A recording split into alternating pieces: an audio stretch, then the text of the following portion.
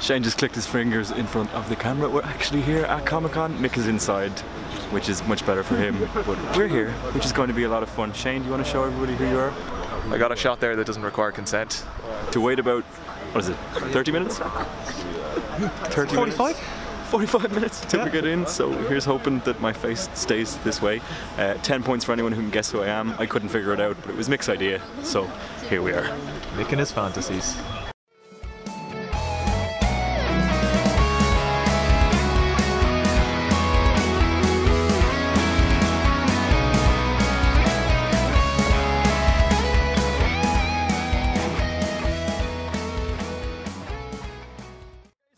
Someone from Star Wars. Yay! Star Wars, look at that.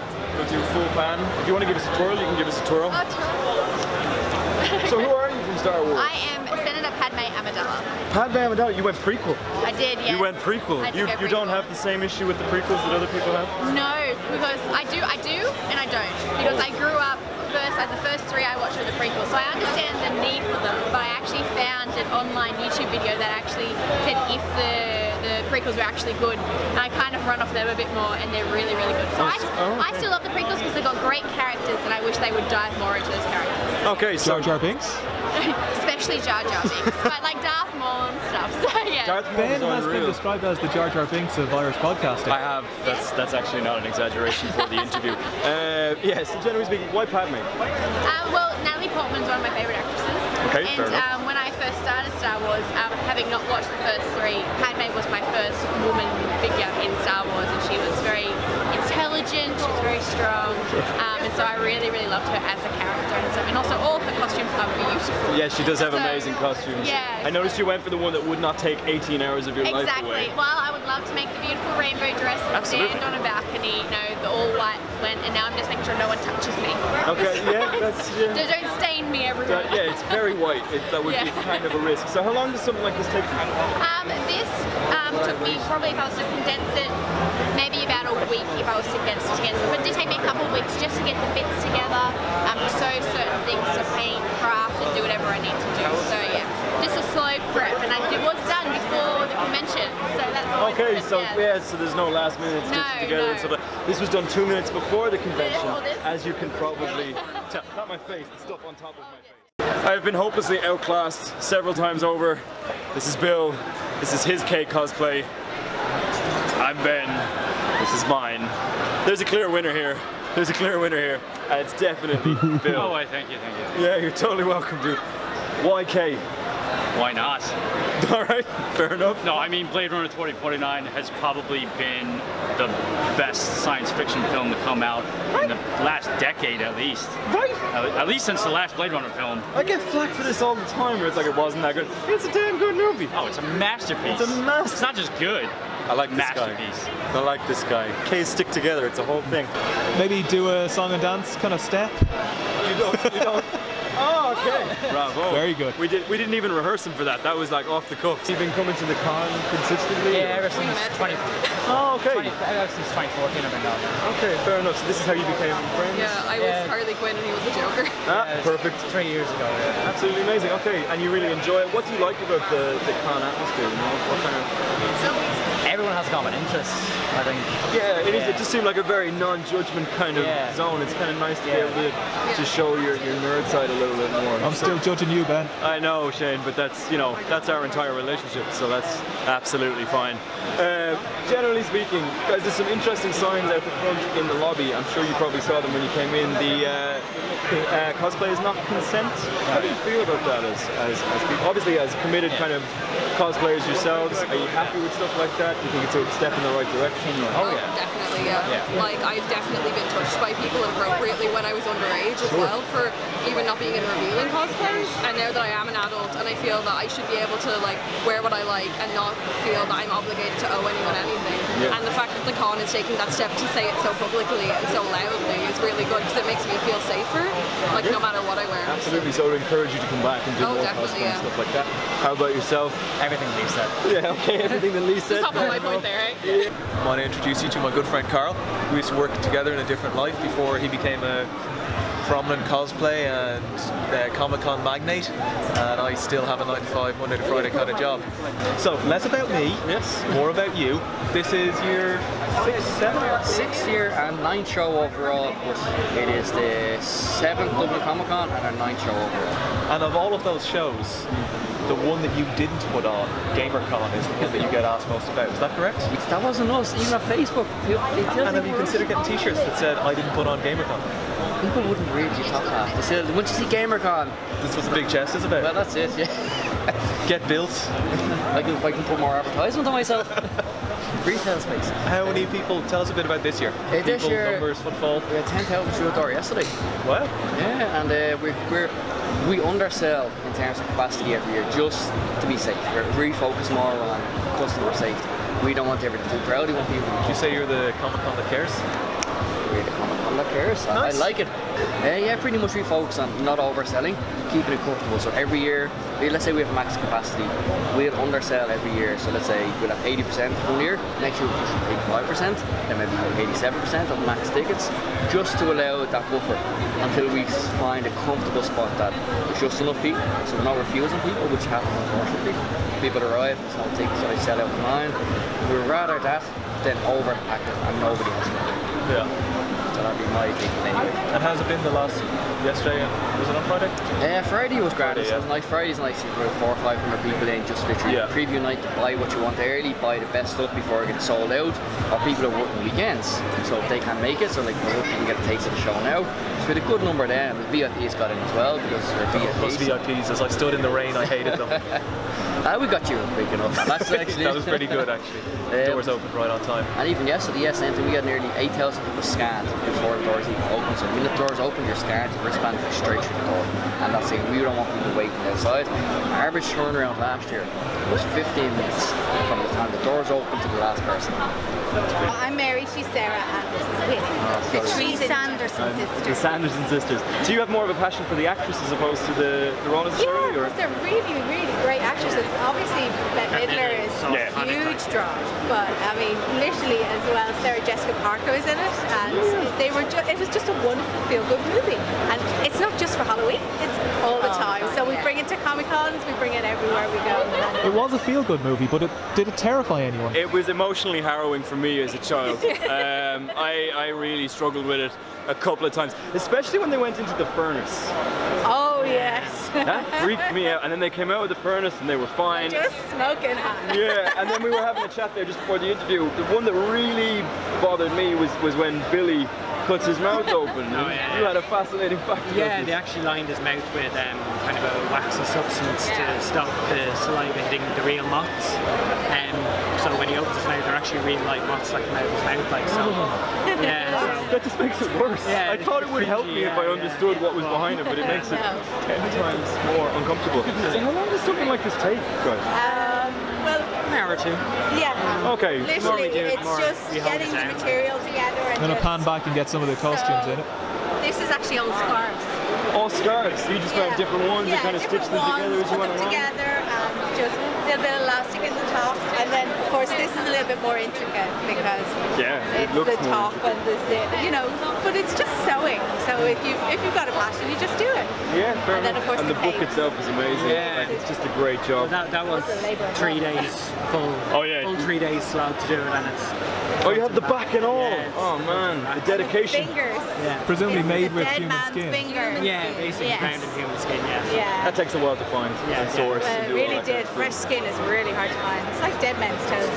You really can't find too many good ones of that. Or dead man's nose. Yeah. Oh, nose. Toes. Toes. Fingers. Really? Oh. Really? Oh, really? Can you remember, Winnie?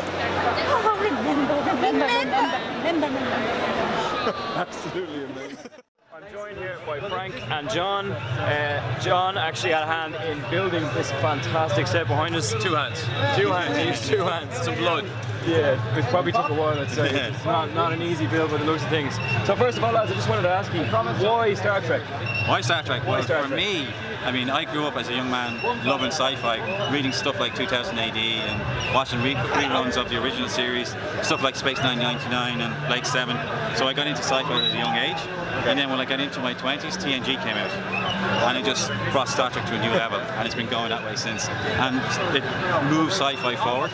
So all the stuff that came along afterwards, you know, you can thank Star Trek for it. Like, you know, I mean, it's made a difference. Well, I was 7 when the Next Generation came out, you know. So you know, it used to be on bath night. So you get out, you know, and you'd be drying off in front of the fire, and then there's this cool thing. Why Simon Phoenix? Most times I don't like cosplay where people see at an instance, and I was thinking actually that this year I'd go for something where you see and you don't immediately know who it is. Okay. You kind of be like, oh, I've seen that before. I've heard people guess Blade. Okay. Same person played it, but it's wrong. Yeah. Well, basically that was the idea, and I was looking for something not too expensive and pretty cool. Have you guys been cosplaying for a while? Because this is a fair, like, this is fairly impressive. Thanks. In terms of a lot of the cosplay that we've seen. In terms of fabricating and stuff for a year. Okay. First time I did foam was this con last year. Okay. So yeah, I've been doing that. Then I did the cosplay contest then in April, in the April Dublin Comic Con. Came first, came second up in QCon in Belfast. Nice. Did Star Wars cosplays for those, and then I wanted to do Voltron because we did doing the group cosplay this year. Okay, so you guys are going to be at the Masquerade later on, trying to kind of get ahead of stuff like that. And for you, have you been cosplaying? I've been doing cosplay for like 4 years, but I had a gap of 2 years between that, so just taking a break. I'm just getting back to it now. Okay, and it's just a real passion for you guys. You just really, what do you get out of cosplaying for you guys? For me, it's craft. It's like the art of making this, and the fact that we get to be the character, physically be the character that everyone admires, and people get to talk to the character and get to take pictures with the characters. So you like really giving other people that experience? Absolutely. As much as possible. And for you, is it? For me, it's craft as well. Like, well, the way I originally got into it, because I've always wanted to have a set of Mandalorian armor like Boba Fett from Star Wars. That was like the dream. I didn't think it was going to be that easy, and then watching these guys cosplay, just enjoyed watching like the whole thing. This is a €20 water gun, repainted. Oh, nice. And the accoutrement is... This is the winner for me, man. That's NECA. That's a NECA piece. You can buy that off the shelf. It's still great. Isn't it though? Awesome. Right? For any major fans out there, you know what that is. For anyone who doesn't, that's the little thing that Kay is obsessed with. Started the film, it's his implant memory. We're here with an amazing bunch of people from the costume repair station, and they basically make sure that nobody has a giant costume malfunction in the middle of the con. I'm Negasonic Teenage Warhead from Deadpool 2. Yep, and over here? Cable from Deadpool 2, minus my armpits on. Minus your armpits. I'm like, sorry, it's a big part of my costume. And over here? I'm Nana Shimura from My Hero Academia. Awesome. So guys, what's the passion for cosplay? How did that come about? I think it's just like being creative and getting to kind of do your own interpretations of characters. That's what I really like, is just really peaceful, getting to piece the costumes together and painting or whatever you tend to do. So you can have a zen flow when you yes, like whenever I'm painting, like there's nothing else going on, it's just, you know, or sewing. Fair enough. And for you, where's this? Yeah, I like to make myself into something different. I love the creativity behind it. And just like, if I find a character that I love, I'm like, I need to do that. Yeah. Okay. Fair enough. So you just kind of have that drive and get pulled to characters? Yeah, it's from like playing video games and like watching TV shows. It's like, I really like that character's design. I want to be that character. So it's kind of like the push to kind of make things and like make things better than we made before. And like, over the years, I've kind of just built up a lot more skills to kind of make larger costumes. It's always so fun. Very, very quickly, he's busy as hell. I'm very busy. He is running the Wasteland Karnival here at Dublin City Comic Con. Have you been to the carnival before? He's right in the middle of working, so this is going to be an ad hoc interview, so you'll have to bear with us here and there. There'll be a lot I'm going to keep doing that. I'm very sorry, folks. It's okay. It's amazing work that he's doing here. It's all for charity. So do you want to explain how this came about? Basically, the Wasteland Karnival was born out of the zombie training camp we had at the very first Dublin Comic Con, where kids were running around rugby tackling the J's out of each other. Basically, kids were running around rescuing stuff, There were guys running around, the zombies chasing them. Classic. Somebody got flying kicked at one point, but we kind of had to stop it. It was getting a bit aggressive. Yeah. So we came into the convention centre. We had to do something a little less, you know, aggravational. Yeah. So we came up with some kind of card games, cardy games, things that kids can play, all ages, a good bit of crack. And this is just growing and growing every year. We got 25 volunteers all helping out. They're all lunatics. They're all putting in 3 solid days of work, and we're all dying on our feet, but it's all for the good cause. Sorry there, folks. It's just where's your caps? Oh, well then you should have got them off before you came in, lads. Go on, I'm only messing with you. I recognise you. I just like messing with you. So we're doing this all day, and I'm going to be doing this all day. Yeah, this is actually where Mick is, and it's the reason I'm doing all the interviews. So Mick is here giving his time to help. Don't get me wrong, he gets into Comic Con for that, so don't feel too sorry for him. Race! We need 2 more racers! 2 more racers! You look like a racer! Why this cosplay? Suits Karnival, obviously. Basically, it's just a load of crap that I had lying around that looked a bit of wastelandy, so it started off as kind of like a Mad Max jacket and then just evolved tactically. Hey, Mick. Fair enough. There's Mick there. Now he features, there's a wild Mick. There you go. So, yeah, that's amazing, man. It's amazing work. Who are you supporting this year? Childline, as always. We've been supporting Childline for the last 6 years, and every year we raise about $2 grand for them. So yeah, fair enough. It's good crack. Yeah, it's amazing work, and it looks great. And it seems to be busy non-stop. It doesn't stop. Literally, we start at 11 o'clock and finish at 5, and it's constant the whole time. Yeah, it seems that way. It looks that way. It feels that way. Anyway, thanks a million, man. Really appreciate the time. All right, thanks, man. Doing the good work. Cheers. See you guys. Hello. Hello. How's lunch? I'm very tired. I'd say so. I'd say so. My voice is gone. Yeah. Ghostbusters. Nostalgia. Grew up with it as a kid. Yep. Probably the first movie I've ever seen. Cartoon series. Yep. Had all the toys. Yeah. Still have all the toys. Still have all the toys. Yep. We have bigger toys and now we went as to well. the more expensive toys. We've upgraded our toys. You've some kit like this is probably one of the more impressive in terms of actual accuracy that I've seen at the entire con. Do you mind if I ask, is it a hefty investment? Yes. I feel like it's a hefty Depends what you mean by investment. hefty. Yeah, well, not cheap. It's a hefty investment on a marriage as well. Yeah, so there's a lot of savings. explaining. It's like, yeah, that go out of the account. Oh, it's fine. Don't worry about it. It's for my passion. Yeah. So what group are you part of, lads? We are Ghostbusters Ireland. That is our patch. The one and only Ghostbusters Ireland. The one and only. We're an officially licensed franchise from Ghost Corps, which is owned by Sony in the States, and we've all got our badges. We say Ghost Corps Cadets. One of our other members has the certificate for it. In total, there are 7 members of us. So you guys are legitimate Ghostbusters. We are as legitimate as we're going to get in terms of Ghostbusters. That's unreal, lads. So tell us why you like putting on Comic Con so much. That'd be. It's a tough. Well, we started as we're makers, so a lot of what you see behind us set-wise, that would be pretty much rebuild it. So it came about one year. There's no Comic Con here. We build all these props, we collect all these displays. People love seeing them. It's like, can we get a photo with you? We said, I would love to bring it to a show, but there wasn't a show around to bring it to. So we said, well, let's try to do a Comic Con, because we've seen you have ADI, Sony, all these big companies at Comic Con build their own sets. Like AMC, they build Walking Dead sets every San Diego. We don't have that. We build it ourselves. And for us, that's what it's all about. It's like showing to the public. You have the families and the kids who love that. You have the hardcore fans who love the comic artists who love going upstairs to meet their guests. And you have the casual fans in the theatre who like everything. So our philosophy is build a show and they'll come and build for everyone. So cater to the families, cater to the kids, cater to the hardcore fans, and try and keep everyone happy. Because we're all fans. That would be my first impression of Karl. First met Karl and he would have been carving a Zatmikatal on a night shift, just kind of making props. So to go from that about 10 years ago to this, the largest Comic Con in the country. Well, before cosplay was really huge, Halloween was where it was at. I mean, we waited around for Halloween to come, and Halloween couldn't get here soon enough. But there's people that celebrate Christmas, and there's people that celebrate Halloween. Yeah, Halloween guy, yeah. So yeah, dude, the earliest cosplay before it was considered cosplay was my Popeye, maybe 15, 20 years ago. No way. Yeah.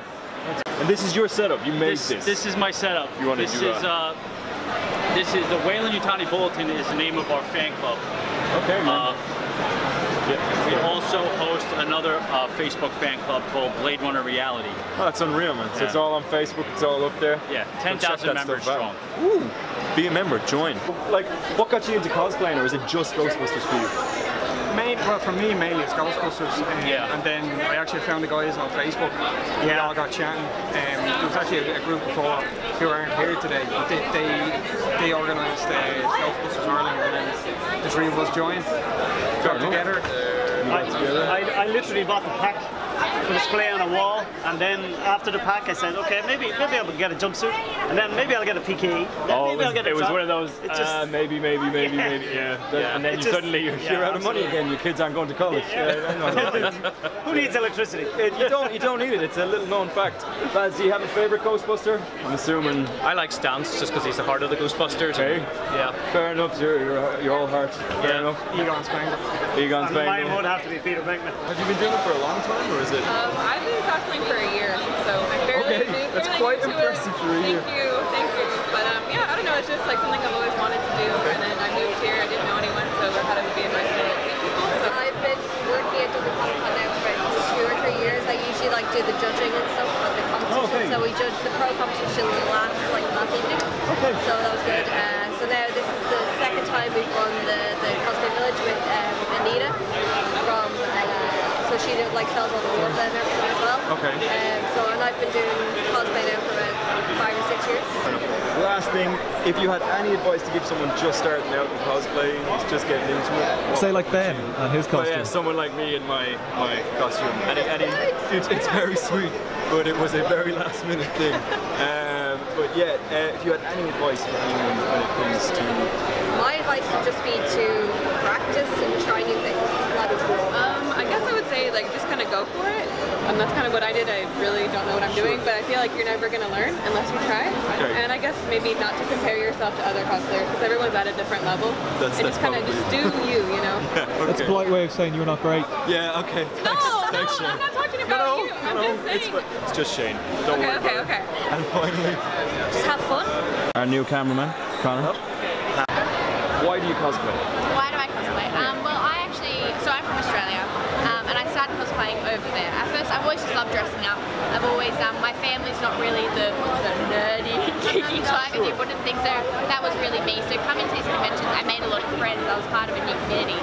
And while it also brings out a creative side, I always say that cosplay is art, so I'm an artist, and I am my canvas, so I will make things, and so I like to express myself creatively that way. And also cosplay allows me to meet a lot of people from all over the world. So I'm now what you call an international cosplayer. So I've been here for 3 years. It's my third Dublin Comic Con, and I've made so many friends every single year I meet up with them. So I absolutely love them. Are you a big cosplayer in general?